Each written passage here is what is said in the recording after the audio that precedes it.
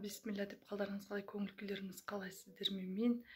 Мен бүгін сіздермен ашу, ыза, кек, жалпы үйдегі келеңсіз ұрыс-керістердің қайдан шығатындығы туралы аяқ астынан жаңағы жолдасыңыз екеуіңіздің ортаңызда, балаңыз ортасында, үй ішінде ылғи да ұрыс-керіс болатынның себебі туралы, жаңағы бұның қайдан пайда болатындығы туралы, жалпы ұрыс-керістің, ашудың, агрессия дейді ғой, соның қайдан пайда болатындығы туралы айтып берейін. Бұл жаңа негізі қара күштер. Қара күштер дегеніміз бізге көзімізге көрінбегенімен нейрон деген бар, жаңағы энергия деген бар. Үйіңізге келіп кеткен адамдардың өзінің қандай энергиясымен келетінін сіз білмейсіз. Сондықтан энергияны тазалайтын, энергияны тартатын бірден бір нәрсе ол тұз. Сондықтан үйіңізді әрқашан тұзбен жуыңыз. Бұрыш-бұрышқа тұзды прям жақсылап тұрып жуып, дұға тілегіңізді айтып, тазалап, тазартып отырыңыз. Үйіңізге қонақ келіп кеткеннен кейін тұтқаны, терезені, дастарханды міндетті түрде тұзбен сүртіп алу керек. Өйткені сіз кімнің қандай ішінде қандай энергетикасы бар екендігін білмейсіз. Тіпті жақсылық ойладым дегеннің өзінде ішінде бір өзінің ашуы келіп тұрған адам болатын болса, сол энергетиканы сол үйге тастап кетеді екен. Сол энергетика сол үйге сіңеді. Сондықтан қазіргі заманда білесіздер, судың өзіне фильтр қойып жатқан заман.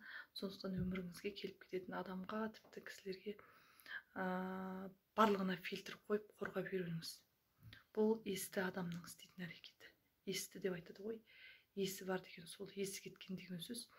Кім болса соны кіргізіп шығара беретін проходный двор жасамаңыз дейіңізді.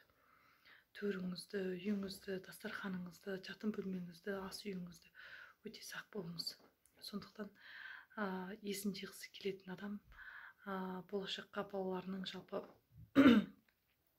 үйінің энергетикасының дұрыс болғанын қалайтын адам, жаңағы ең бақыттың ордасын жасағысы келетін адам, үйіңізде бақыт тұнып тұрғанын қаласаңыз, жайлы тұрғанын қаласаңыз, жайлы жүргеніңізді қалайтын болсаңыз, ең бақыт мекеніңіз отбасыңызды, шаңырағыңызды, дастарханыңызды, отанаңызды дұрыстап ұстаңыз. Бұл әрбір әйелге керек, әрбір қазақтың қызына, қазақтың әйеліне керек ақпарат. Сондықтан өз отыңыздың басына өзіңіз әрбір ана ие болуы керек. Өйткені аналар бір қолымен бесік тербетсе, бір қолымен әлем тербетеді дейді ғой. Сондықтан сіздің бала-шағаңызды бет алды адамдардың басынбау үшін, сізге кеп адам көрінген оң кеп шашпас үшін, сіз өзіңізге бір жақсылап қорған қойып алуыңыз керек. Ол қорғанды біз қалай қоямыз? Әрқашан үйімізде сүре дұғалар оқу арқылы. Тіпті мен мынандай нәрсе естігем, енді өзім Дубайға барып көрмегем. Дубайды білесіздер, 50 жылда ғана дамып, әлемнің қаншама мемлекеттеріне жер-жерден жаңағы адамдар саяхат жасап жатқан, танымал болып жатқан өте мықты мегаполиске айналды. Сол мемлекеттің қонақ үйлерінің өзінде кірген бетте прихожка дейміз ғой, шкаф, тамақ киімдерін қоятын. Сол жерде міндетті түрде бір Құран кәрім мен бір не тұрады дейді, жайнамаз. Көрдіңіз бе? Осы нәрсе қаншама адамның көзіне, жүрегіне нәрсе жақсылықтар ұялады. Сондықтан сізде үйіңізді, шаңырағыңызды прям өте мықты тазалап, үйіңізге фильтр қойып алуыңыз керек. Кеу көрінгеннен келіп андай барлық болмайтын өсек аяңын несін тыңдап, сапылдап отырмаңыз. Сіздің үйіңізге келіп айтып кеткен адамның энергиясы қалады. Ол кісі кетіп қалғанмен энергия қалады. Сол энергия үйдің ішінде кәдімгі сол бөлмені зарядкалайды екен. Сіздің жолдасыңыз жұмысқа кетеді, сыртқа кетеді. Сол кезде сіз аласыз да отырып алып жібересіз. Мына келе жатқанда атып тұрып, ойбай, анау келе жатыр, жинап тазалап қояйын, істеп қояйын дейсіз.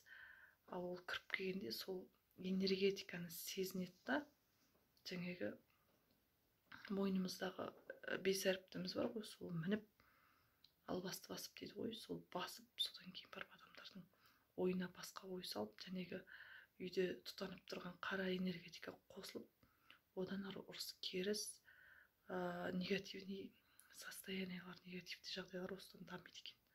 Сондықтан өте сақ болыңыздар. Өте қайталап айтам. Өте біреуді сөккеннен, біреуді айтқаннан, біреудің бала шағасын талқылағаннан, біреудің өмірін талқылағаннан өте сақ болыңыздар. Осы нәрселер ашуды шақырады екен. Осыдан бұл бұрыс төбелес шығады.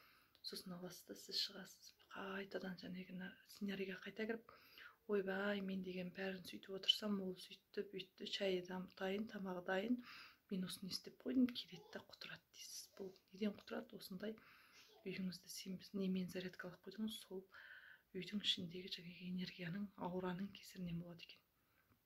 Аура деп айтады ғой, мысалында аурасы, сол үйдің аурасын ондаймен толтырмаңыз. Аураңызды, үйіңіздің ішін өте жылтыратып, тазалап, жуып жүрмесеңіз де энергиядан таза ұстаңыз. Сыртқы күштердің, сыртқы әсерлердің, енді ол барлық жерде айтылған, барлық жерден ақпараттарыңыз бар. Сондықтан сол күштерден сақ болыңыз. Даже Америкада мынандай эксперимент жүргізген екен. Бір бөлмеге бір адамды, жаңа бақытты семьяның әйелі мен ер азаматын кіргізіп, бір-екі күн қондырып, содан кейін жаңа эксперимент жасады. Адамға айтпай сол бөлмеге әкелген ғой. Аппараттарды қойып, жүрек қағысын, жаңа миының, жалпы тыныс алу барлығын тексерген кезде ол кісіде прям жайлылық, керемет бір сезім пайда болған.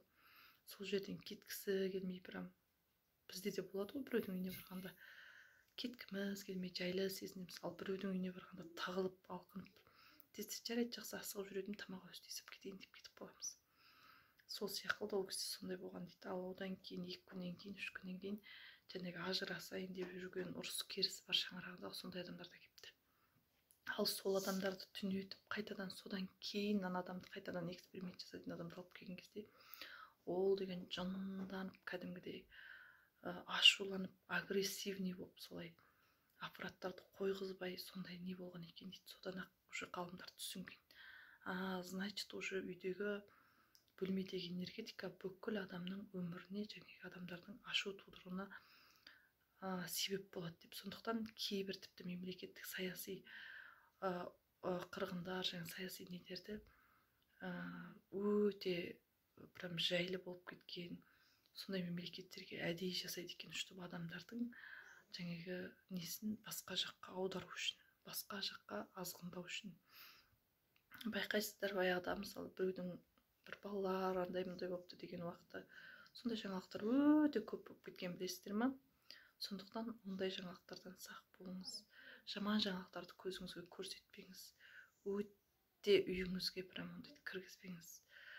Телевизорды қосып қойып, сот болатын, соттайтын, андай-мындай бағдарламаларды атыс шабысты қоймаңыз үйге. Ондай нелер адамның құлағы, санасы үйрене, сондай энергетикамен үйдің іші солай зарядкалып тұрады дейді. Соны қалай сол кісінің сол сценарийде, сол орында болып қалғаныңызды білмей қаласыз, Алла сақтасын. Сондықтан мен сіздерге айтқан болар едім, отбасы ошаққастарыңызды өте фильтр қойып, өздеріңіздің өмір бойы тұратын, өмір бойғы бақыт мекендеріңіз ғой. Сол бақыт мекендеріңізді қорғаңыздар, таза ұстаңыздар. Әсіресе өсектен, әсіресе жынын шашқан адамдардан сақтаңыздар. Егер сіздер естеріңізді жинап осылай нететін болсаңыздар, соны қорғайтын болсаңыздар, тіпті өсек айтатын адам сіздің үйіңізге кірмей қалады екен. Тіпті арақ ішіп алған алқаштың өзі сіздің үйіңіздің есігінен аттап баса алмай қалады. Өйткені ол сондай энергия. Сол энергиямен кәдімгі үйіңіздің ішін толтырып тастауыңыз керек. Сондай энергиямен жаңағы үйіңізді зарядкалап қоюыңыз керек. Сол кезде сіздің балаңызға ешкім тиіспейтін, сіздің балаңызды ешкім басынбайтын болады дейді. Сондықтан бұның барлығы өз қолымызда. Біз кейбір нәрселерді байқамай, білмей, білімсіздігімізден, білмегендігімізден өз өмірімізге өзіміз тартып жатқанымызды білмей қалады екенбіз. Жалпы жақсылық көрсем өзімнен, жамандық көрсем өзімнен деп Торайғыров айтты ғой, соның жаңағы жаны бар екен. Сондықтан осыны оқыған кезде, осы туралы білген кезде өте қатты қорқып шошып кеттім. Бұны сіздермен бөлісейін деп шештім. Білмегендеріңіз біліп жүріңіздер, өмірлеріңізге жарасын. Отаналарыңыз, отбасыларыңыз, ошақ қастарыңыз бақыттың мекені болсын дегім келеді. Бай қуатты болыңыздар.